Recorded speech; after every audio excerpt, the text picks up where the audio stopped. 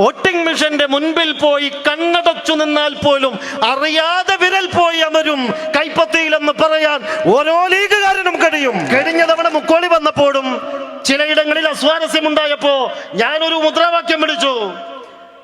നമ്മളിൽ നിന്ന് വേർപെട്ടു പോയ KSP തങ്ങളെ അടുത്തു നിർത്തിയിട്ട് ചിലരൊക്കെ ഞങ്ങളോട് ഇപ്പോഴും ചോദിക്കുന്നുണ്ട്, അതിനടിയിലൊക്കെ വന്ന് ചോദിക്കുന്നുണ്ട്, സമതേ തങ്ങളുണ്ട് കൂടെ ഒന്ന് വിളിച്ചുകൂടെ എന്ന്.